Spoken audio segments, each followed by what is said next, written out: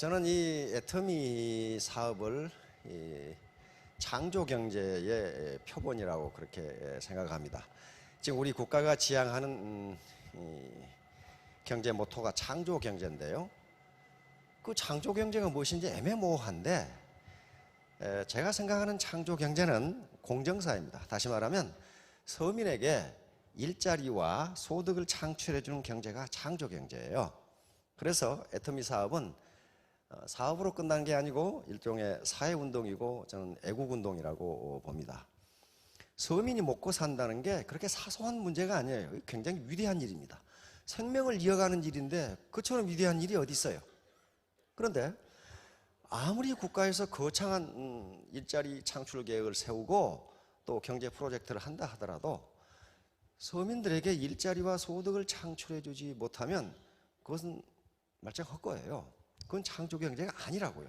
그런데 애터미는 10억이라는 적은 자본을 가지고 지금 수만 명에게 소득을 창출해 주고 있고 국가에 많은 세금을 내고 있습니다. 그래서 우리보다 더 어려운 사람을 돕도록 해주고 있거든요. 그렇다면 이것이 애국운동이 아니고 뭐겠어요? 일종의 사회 안전망이에요. 사회 안전망. 미국이나 영국같이 선진국들도 분배 구조가 애국되니까 빈익빈 부익부가 가속되니까 폭동이 일어나고 월가 점령 시위가 일어나고 이런 현상이 나타났잖아요. 만약에 우리 사회에서 그런 현상이 계속되면 사회가 붕괴돼 버려요. 그러니까 서민에게 일자리와 소득을 창출해 주는 이 운동이야말로 이거야말로 정말 사회 안전망 역할을 하면서 사회운동이고 그리고 애국운동이에요. 그냥 어떤 사소한 비즈니스가 아니라고요. 또 비즈니스 그 자체도 빅 비즈니스입니다. 한 달에 5천만 원까지 벌 수 있는 비즈니스가 어떻게 스몰 비즈니스 또는 사소한 비즈니스예요. 근데 이걸 사소하고 우습다고 생각하니까 대충 하는 거라. 대충. 왜냐하면은 진입 장벽이 없으니까 그래. 엔트리 베리어가 없으니까, 진입 장벽이 없으니까 우습게 본다고. 공짜니까 우습게 보는데요. 공짜가 우스운 게 아니에요. 세상에 공짜가 가장 중요합니다. 공기 공짜거든요. 이거 돈 내고 숨 쉬어봐요. 어떻게 되겠어요, 이거? 공짜니까 중요하지 않다. 천만의 말씀이에요. 공짜가 제일 중요해요. 햇볕 공짜거든요. 공짜예요. 그러니까 햇빛이 공짜니까 중요하지 않다. 그게 아니에요. 이게 진입 장벽이 없고 퇴출 장벽이 없어요. 그러니까 우습게 생각한다. 하다못해 동네 친목계에 들어가더라도 거기에 친목계에 들어갈 수 있는 멤버십이 될 수 있는 조건이 있어요. 그 동네 살아야 돼, 적어도. 그렇잖아요. 그런데 이건 그 조건도 없어요. 그 다음에 프랜차이즈에서는 퇴출도 자유롭게 못합니다. 돈을 물어내고 나가야 돼, 계약 위반이니. 그런데 퇴출의 자유까지 있어 놓으니까 이게 사소한 사업으로 착각하는데요. 그렇지가 않아요. 빅 비즈니스입니다. 그러니까 공짜니까 중요한 것이 아니고 중요하지 않은 것이 아니고 공짜라도 중요하다. 그렇게 생각하시기 바랍니다. 그러면 어떻게 성공하느냐? 성공의 세 가지 공부를 말씀을 드렸어요. 머리 공부. 우선 쿨헤드, 합리적인 자기 판단 능력을 가져야 돼요. 지금요 우리 사회에도 사기성 다단계 무지하게 많습니다.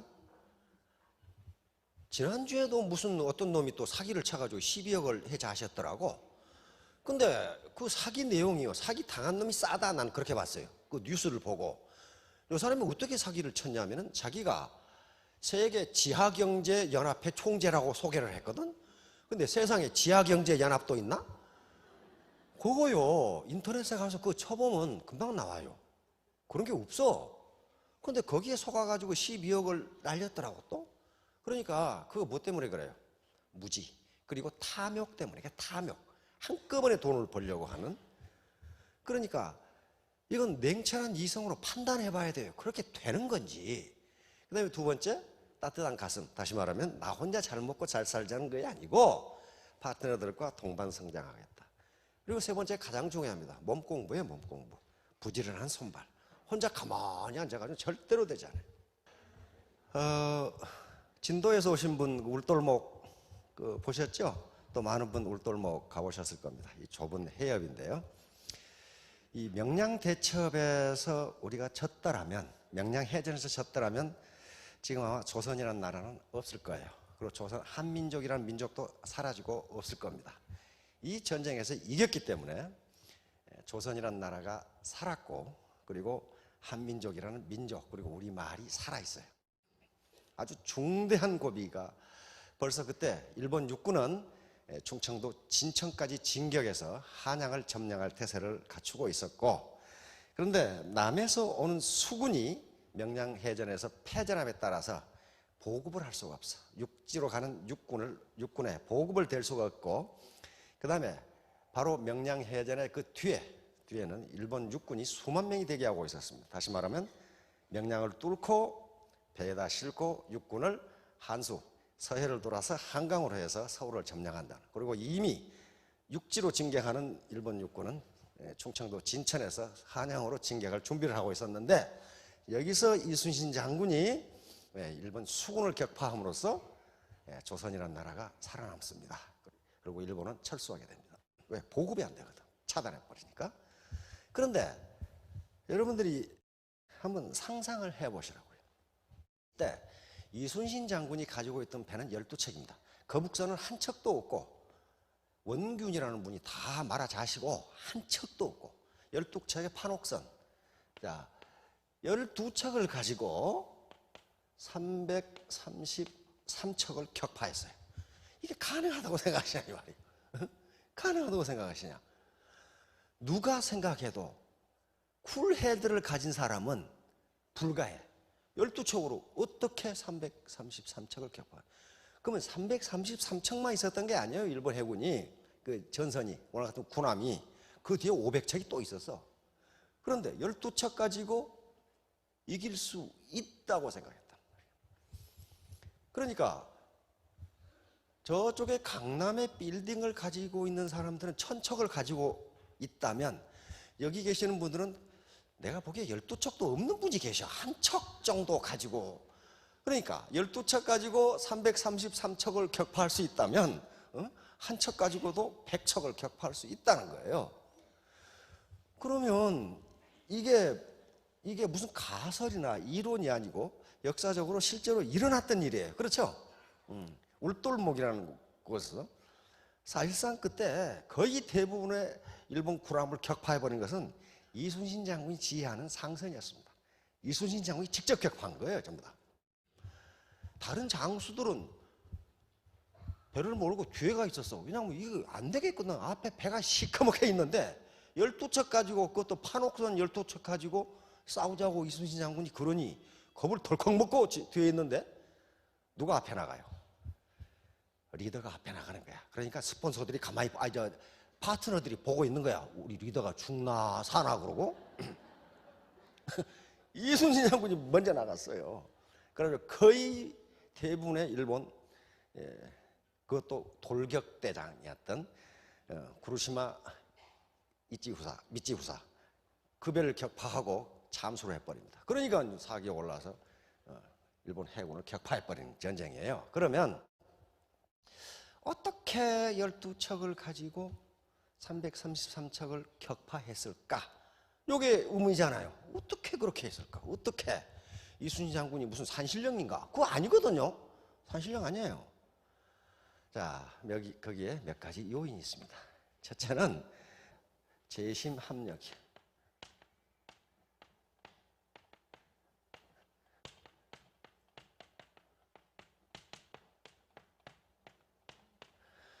제가 재심 합력이라고 그러니까 대만에 지금 속리산에 와 있는 한 분이 그분은 다단계를 오래 해보셨는지 거의 도사급에 해당하더라고. 그래서 대만에서는 재심 합력이라고 쓰지 않고 동심 협력이라고 쓴다고 그러시더라고요. 우리도 동심 협력이란 말 알아요, 그러죠? 근데 저건 우리가 만든 말이고, 여기서 재심 합력을 쓰는 이유는요, 이건 역사적으로 만들어진 후한서라고 하는 후한 초대 황제인 광무제가 한 말 중에 이 말이 들어있어요. 그래서 이건 역사적인 용어이기 때문에 그냥 쓰는 거예요. 그 당시 후한에 광무제가 그 왕망이라는 사람이 한나라를 들여엎고 한 나라를 엎어버리고 망해버리고 전환이 망해버리죠.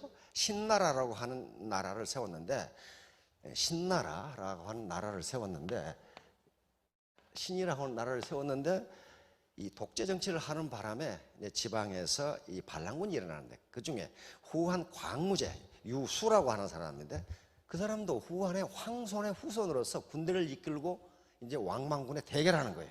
그런데 왕망군은 막강해, 아주 엄청난 강한 군대이고, 지방에서 일어난 유수라든가 다른 장수들은 오합지졸에 불과해요. 그런데 지방에서 일어난 소수의 병력들이, 반란군들이 힘을 합하니까 어떻게 됐어요? 결국 왕망군을 이겼어요. 이때 한 말이에요. 가지런할 제자거든요. 많은 사람들이 마음을 가지런하게 해서, 다시 말하면 같은 마음으로 힘을 합하니, 이 뒤에 무슨 말이 나오냐면 예기익장, 그렇게 나옵니다. 날카로운 기운이 점점 강해지더라. 그러니까 적은 숫자라도 마음을 합하면 그 힘은 엄청나게 나온다. 지금 그런 얘기예요, 지금. 그래서 이것을 재심합력을 우리는 뭐라고 번역을 했냐면은 슈퍼 시너지라고 번역을 했습니다. 슈퍼 시너지 오브 유나이티드 하트. 그러니까 같은 마음으로 힘을 합하면 엄청난 힘이 나옵니다. 요거예요. 요 슈퍼 시너지라고 밖에 설명을 할 수가 없어요. 이 당시 조선의 수군은 이순신 장군을 중심으로 해서 그야말로 죽기 살기로 싸운 거예요. 한 마음 한 뜻으로 싸운 거예요. 우리는 더 이상 물러갈 곳도 없고 죽을 곳도 없고 살 곳도 없다. 그럼 여기서 죽자. 그런 마음으로 하니까 12척을 가지고 333척을 격파해버린 거예요. 슈퍼 시너지예요. 슈퍼 시너지. 시너지 정도가 아니고 이거 슈퍼 시너지란 말이에요. 그러니까 애터미 사업에서 성공하는 것은 개인의 힘이 아니에요. 여러 사람이 모여서 한 마음 한 뜻으로 모이면은 거기서 슈퍼 시너지가 나온다는 거예요. 그런데 슈퍼 시너지는 언제 나오느냐? 같은 사람이 모이면 절대로 슈퍼 시너지가 나오지 않는다는 게 그 생물학적으로도 맞고 정신분석학적으로도 맞고 다 맞아요. 다시 말하면 슈퍼 시너지의 가장 좋은 본보기는 처녀 총각이 만나서 애를 낳는 거예요. 둘이 만났는데 셋이 되잖아요. 1+1이 3이 됐거든, 가족이. 거기다 넷, 셋 나버리면 그거는 초슈퍼 시너지가 되는 거죠, 이제. 그런데 반드시 그때 다른 사람이 만나야 슈퍼 시너지가 나와요. 남자와 남자가 만났다. 거기서 뭐가 하나 나왔다. 그런 게 없어요. 여자와 여자가 만났다. 반드시 뭔가 다른 사람이 만나야 슈퍼 시너지가 나온다고요. 그런데 거기에 딱 맞는 게 애터미 조직이에요. 남자, 여자, 키 작은 사람, 큰 사람, 잘생긴 사람, 못생긴 사람, 나이도 다르고 성별도 다르고 가치관도 다르고 경험도 다르고, 이게 모이면은 거기서 슈퍼 시너지가 나옵니다. 몇 년 전에, 상당히 오래전에 미국의 국무장관이었던 브레진스키라는 분 기억하시는 분 계시는지 몰라요. 브레진스키. 그분이 무슨 얘기를 하다가 한국이 지금처럼 순혈주의를 고집하면 한국은 노벨상을 받지 못할 것이다. 그렇게 얘기했어요. 다시 말하면 순혈주의 가지고는 거기서 슈퍼맨이 나오지를 않는다는 거예요. 나오질 않아요. 예를 들어서 뉴욕이 이 세계 패션 도시 중에 하나입니다. 그럼 패션 도시가 어디에 있습니까? 또 파리에 있고 프랑크푸르트, 런던 뭐 이런 데 있단 말이에요. 그런데 뉴욕의 이 어떤 패션을 기획하는 사람들이 슈퍼 모델을 찾는데, 뭐 파리 무슨 무엇에 간다거나 또는 뭐 런던에 간다거나 그렇게 하지 않는답니다. 슈퍼 모델을 찾는데 어디서 찾냐면 역사책에서 찾는데요. 역사책에서 어떤 지역이 외침을 가장 많이 받았는가? 외침을 많이 받았다는 것은 여러 민족의 피가 거기에 섞여 있다는 거예요. 그런데 그 중에 슈퍼모델이 있답니다. 이야, 그 아가씨들 보면요, 키도 크지, 눈도 부리부리하지, 피부도 아주 부드럽지, 거기다가 머리까지 좋대. 그러니까 그걸 잡종 강사라고 그래. 하이브리드 엠파시스. 그러니까 요게 애터미의 라인을 보면 잡종 중에 잡종이야. 다 섞였어. 온갖 사람이 아주 반팽이, 온팽이, 그냥 막 7푼이, 8푼이, 거기다가 남는 사람, 부족한 사람 다 섞였는데, 그렇게 돼야 슈퍼 시너지가 나온다는 거예요. 그렇게 돼야. 그러니까 바로 이순신 장군이 12척으로 333척을 격파한 것도 슈퍼 시너지가 아니면 설명할 방법이 없어요. 물론 이순신 장군이 탁월하죠. 아무리 탁월해도 그렇지 어떻게 저걸 격파하냐 말이에요. 어떻게 격파하냐. 두 번째는 신뢰입니다. 신뢰.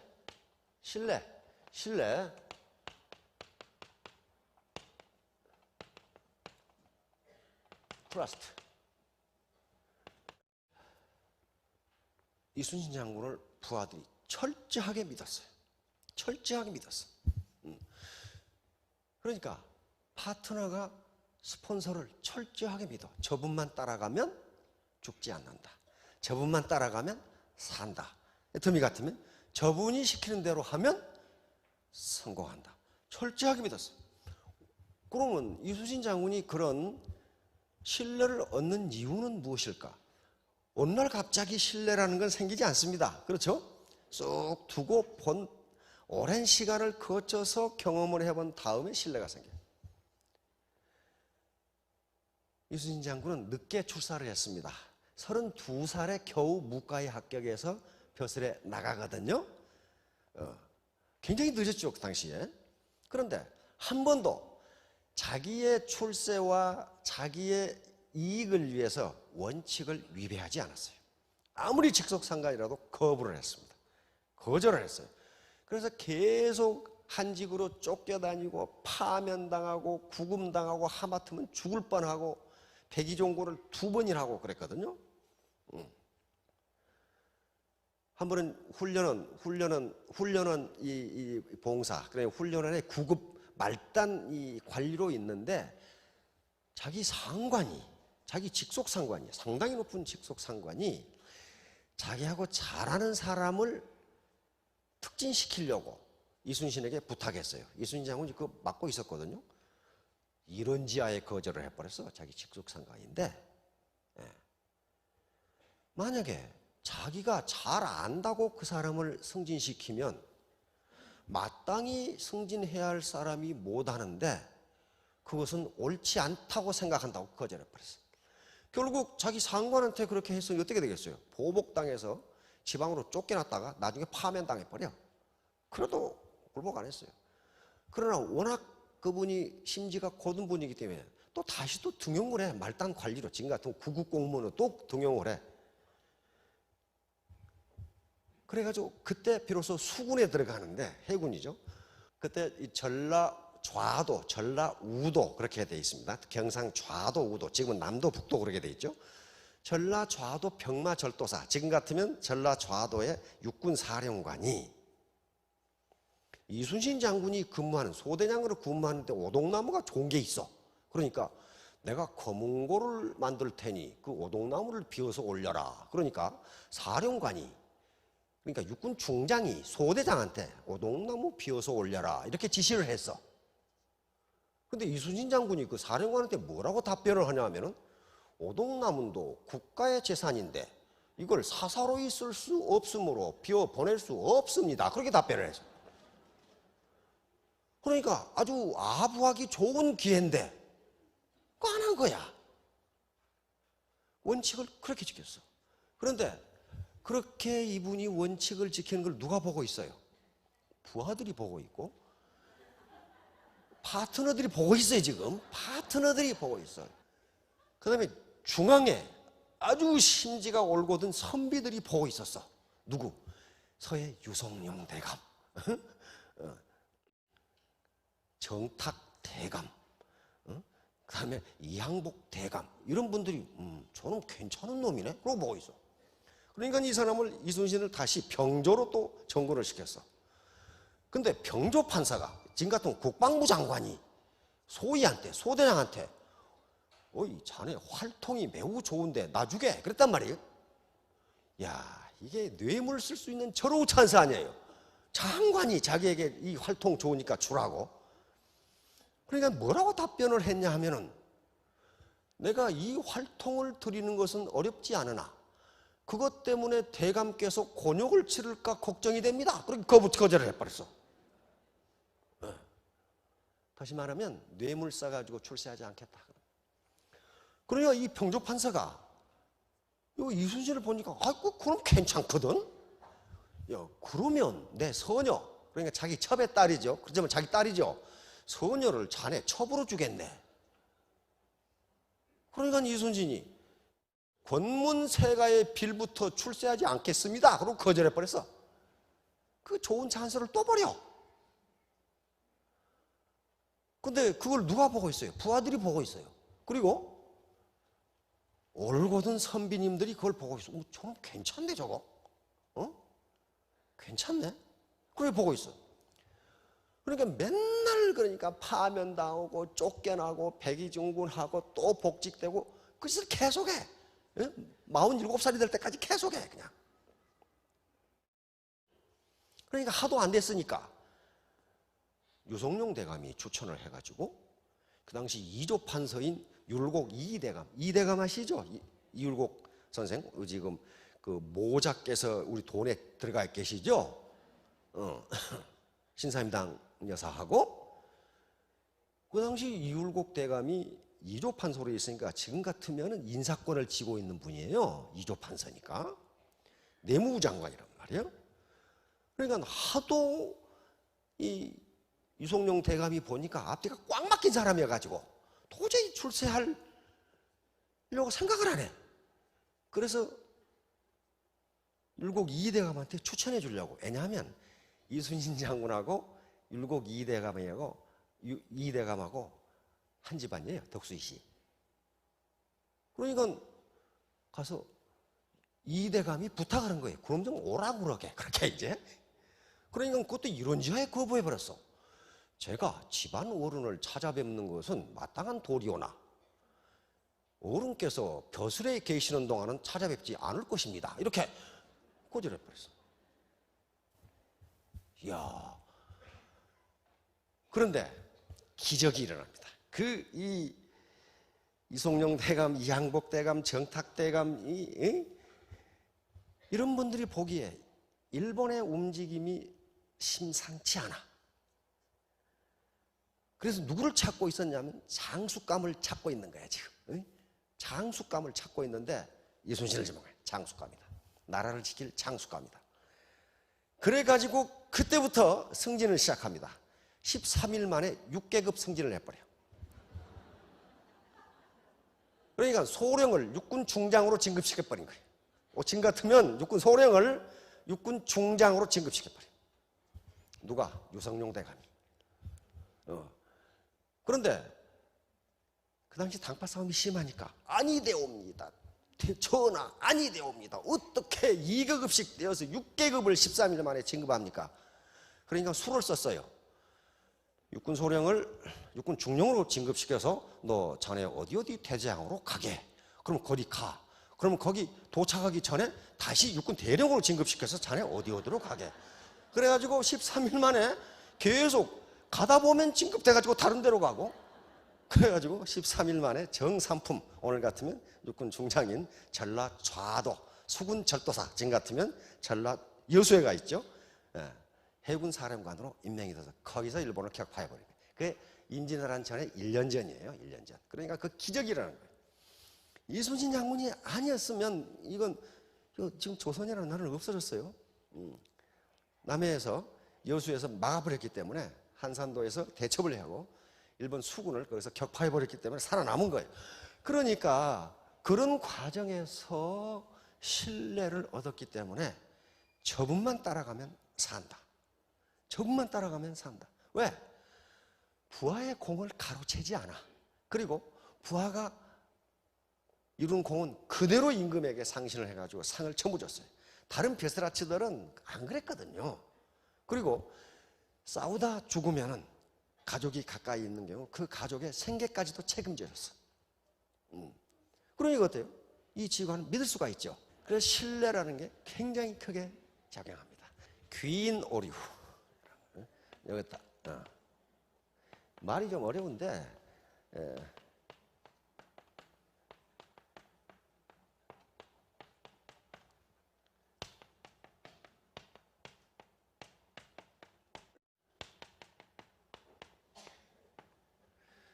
attribution error라고 그러는데,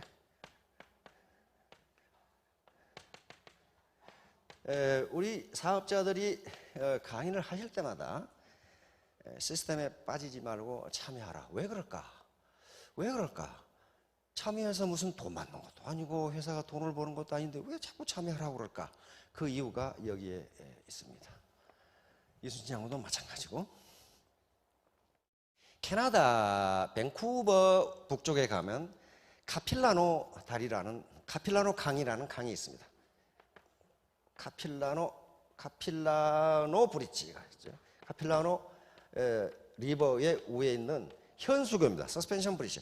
그러니까 양쪽으로 세 줄이 양쪽으로 있고 거기다 다리를 대롱대롱 매달려 놓은 거 있죠. 그래가지고 이렇게 걸어가면 휘청휘청 오고 좌우로 움직이고, 저기 제가 가봤거든요. 분명히 내가 가봤잖아요. 밴쿠버 북쪽에 있는 아주 관광지입니다. 그런데 왜 이 카필라노 브릿지가 유명하냐면, 여기서 심리학의 귀인 오류라고 하는 실험이 여기서 이루어졌기 때문이고, 이 실험이 있은 후로 많은 실험이 이루어졌는데 바로 확인이 됐어요. 그 말이 맞다. 이게 뭐냐면, 여기에 이게 현수교이기 때문에 공중에 매달려 있어요. 밑에를 보면은 이게 한 80m, 76m라고 그러니까, 이렇게 우리 같은 사람이 내려다보면 발바닥이 간질간질해. 오줌이 나올락말락거려. 이게 무서워가지고. 그 다음에 이게 공중에 대롱대롱 매달려 있어서 바람이 불면 이게 이렇게 왔다 갔다 하고, 사람이 걸어가면 이렇게 왔다 갔다 하니까 이게 움직이는 이게 사이클이 괴상망측해. 그러니까 나이 든 사람은 정신이 하나도 없어. 이게 이렇게 움직여. 이렇게 사람들이 지금 걸어가잖아요. 그러면 움직여요. 그럼 여기서 무슨 실험을 했냐면은 귀인 오류라는 실험을 했습니다. 그쪽에 브리티시 콜롬비아 대학이라는 대학이 있는데, 도널드 따튼이라고 하는 심리학 교수하고, 저쪽에 토론토에 있는 토론토 대학의 아서 아론이라고 하는 심리학 젊은 교수들이 요 다리 한 가운데, 저쪽에서 18세에서 35세 사나이가 청년이 걸어오면 이쪽에서 아주 예쁜 아가씨가 걸어가서 중앙에서 딱 만나. 중앙에서 딱 만나서 아가씨가 그 청년에게 뭐라고 하냐면, 저는 심리학 연구소에 근무합니다. 여기서 저쪽 경치를 바라보시고 감상문을 하나 써주십시오. 연구에 매우 중요합니다. 그러면 이쁜 아가씨가 써주라고 그러니까 감상문을 써줘요. 써주면 받아가지고, 받을 때 이 아가씨가 자기 전화번호를 줍니다. 제 전화번호는 이것입니다. 혹시 연구 결과가 궁금하시면 저에게 전화를 해 주십시오. 이렇게 했단 말이에요. 이렇게 해서 85명의 사나이들에게 그렇게 그 실험을 했어요. 그리고 그 밑에 가면은 아주 굳건한 다리가, 낮은 다리가 하나 있어. 큰 삼나무로 이 다리를 만들어 놨는데, 거기 가면 아무 감흥이 없어. 땅이나 다리나 똑같아. 거기서 똑같은 실험을 했어요. 그래가지고 이 두 교수가 분석을 해보니까, 이 현수교, 서스펜션 브릿지에서, 카필라노 서스펜션 브릿지에서 이 중간에 썼던 이 청년들의 글 속에는 성적인 상상력을 표현하는 단어가 매우 많이 들어있었어요. 근데 그 밑에 똑같은 아가씨가 똑같이 실험을 했는데, 그 밑에 튼튼한 다리에서 썼던 글 중에는 그런 게 거의 없어. 그리고 전화를 하는 걸 봤더니, 흔들다리에서 실험을 당했던 청년들은 50%가 아가씨에게 전화를 했어. 근데 튼튼한 다리에서 실험을 했던 청년들은 15%가 전화를 했어. 그래서 두 교수는 이 차이가 무엇인가를 연구해서 결론을 귀인 오류 이렇게 딱 냅니다. 이게 뭐냐면요, 귀인이라는 게 어떤 원인을 무엇에게 기속시킨다. 인간에게 콜롬비아 대학의 스탠리 샤흐트 교수라는 사람이 이 이론을 냈습니다. 인간의 감정이에요. 전부 감정에 따라 움직이니까. 인간의 감정은 각성은 우리 몸에 어떤 현상이 일어나는 거예요. 신경이 어떻게 움직이냐 하는 것과 그것의 해석에 따라 달려진다. 즉 해석의 함수다 그랬어요. 다시 말하면, 아가씨가 혼자 밤에 집에를 가는데, 그냥 아무 생각 없이 가는데, 얼핏 보니까 어떤 시커먼 놈이, 아주 덩치 큰 놈이 따라와. 그럼 어떻게 됩니까? 그때부터 강도 아닌가 하러 이 가슴이 쿵쾅쿵쾅 뛰면서 걸음이 빨라지기 시작해. 그렇죠? 근데 이 사람은 자기 집에 가는 길이야 지금. 다시 말하면 실제적 진실은 이 사람은 집에 가는 길인데 아가씨는 그것을 어떻게 해석하냐 하면 강도일지도 모른다고 해석한다. 그러면 실체적 진실에 관계없이 이 아가씨의 마음은 강도라고 생각하고 몸이 움직이고 행동한다. 그런 얘기예요 지금. 어떤 놈이 길거리에 가니까 뭘 중얼중얼 하고 가. 그런데 인간은 본능적으로 그 원인이 무엇인가를 따지려고 하는 생태적 특질을 가지고 있답니다. 가만히 생각해서 보십시오. 그래요. 지금까지 파트너 잘 만나서 파트너가 그 나긋나긋하고 말도 곱게 하고 그래. 그런데 어떤 날은 틱틱해 썼고 인상 쓰고 그러고 있어. 그러면 그냥 넘어가는 게 아니고 사람들은 그 원인을 알고 싶어요. 부부싸움 했나? 뭘 잘못 먹었나? 이런 식으로 그래가지고 둘 중에 하나 결론을 내려. 부부싸움 한 게 틀림없구만. 그게 진실이 무엇이냐는 따지지 않아요.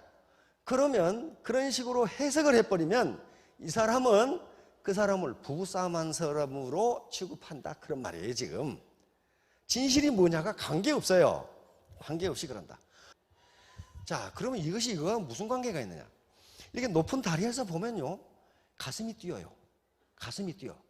가슴이 뛰면은 사실은 높은 데 있어서 가슴이 뛰는데 여기에 실험을 당했던 청년들은 이쁜 아가씨가 있기 때문에 가슴이 뛴다고 해석한다는 거예요 뇌가. 그래서 거기에 성적인 표현이 많이 들어가. 그리고 50%가 전화를 한 거예요. 연애를 한번 해보려고.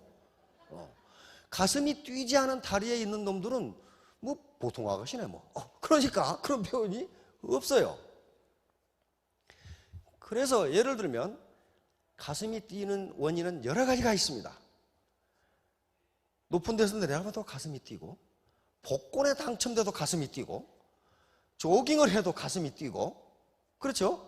롤러스쿠터를 타도 가슴이 뛰고, 예쁜 아가씨들을 봐도 가슴이 뛰고, 카페인 커피를 마셔도 가슴이 뛰고. 자, 보세요. 원인은 수백 가지인데 우리 몸에 나타나는 현상은 하나예요. 가슴이 뛴다. 그렇죠? 가슴이 뛴다. 그런데 인간은 가슴이 뛰면 왜 뛰는 거? 그걸 해석하려고 노력한다 그 말이에요. 그런데 통상은 에러를 범한다는 거예요. 에러. 오류를 범하는데 그것이 오류냐 아니냐에 관계없이 자기가 해석한 대로 믿는다는 거예요. 그리고 그렇게 행동하고 말을 그렇게 한다는 거예요. 자, 이 실험이 나오니까 과학자들이 심리학자들이 정말 그런가 하고 다시 다른 실험을 해봅니다.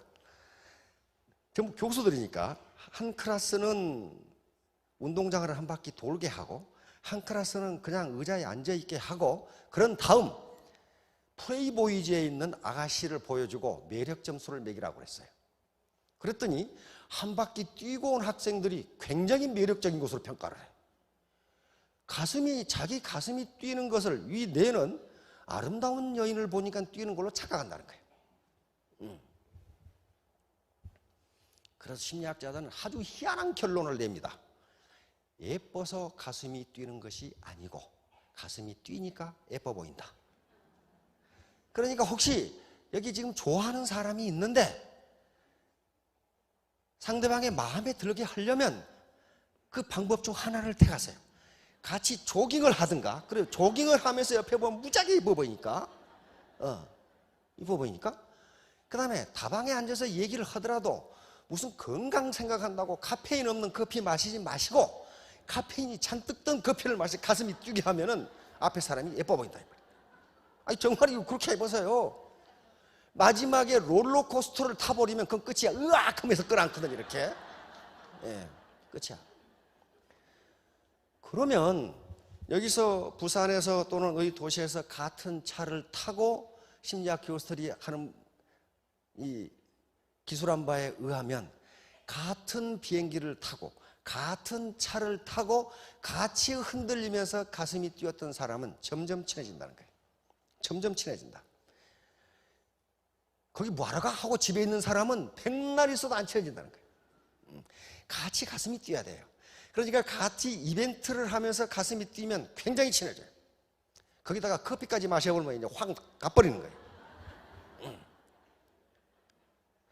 그래서 이런 귀인 오류, 다시 말하면 같이 가슴이 뛰는 일을 하면은 점점 가까워진다. 다시 말하면 휴먼 네트워크가 점점 강해진다는 거예요.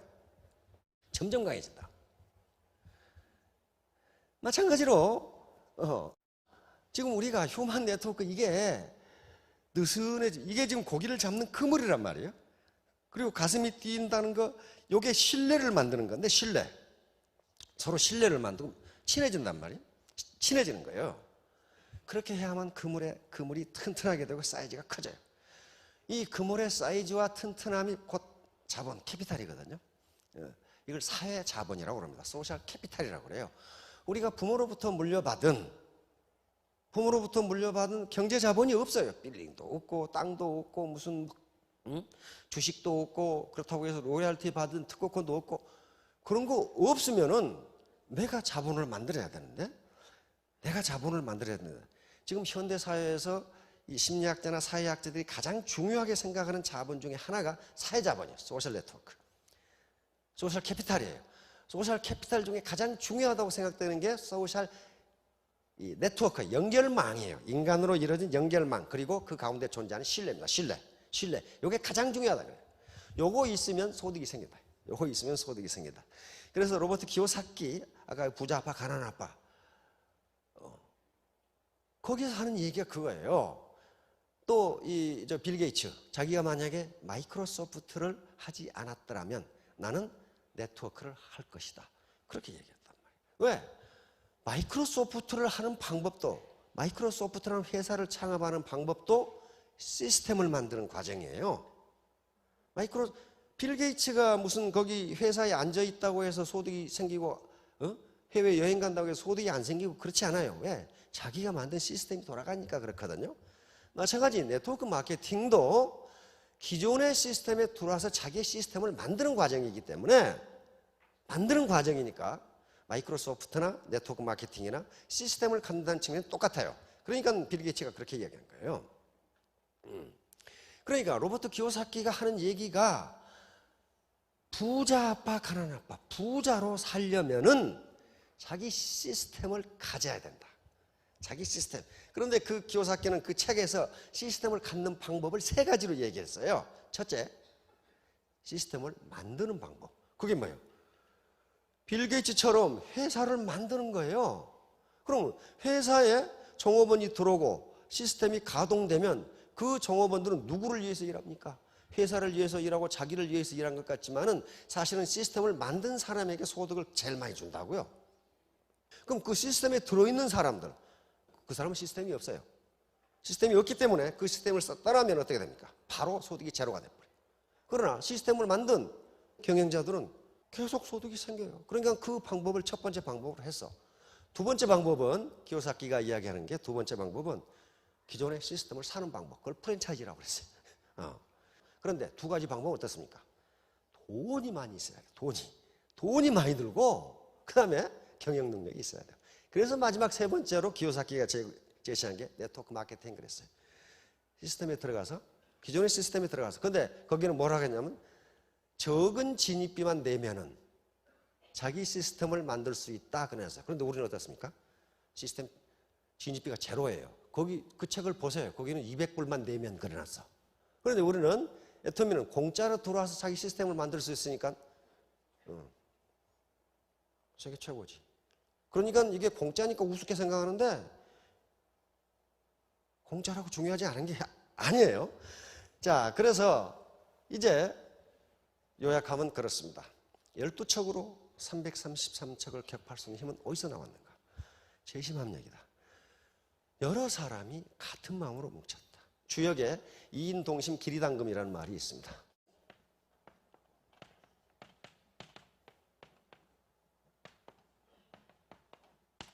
주역 계사편에 있는 말인데요.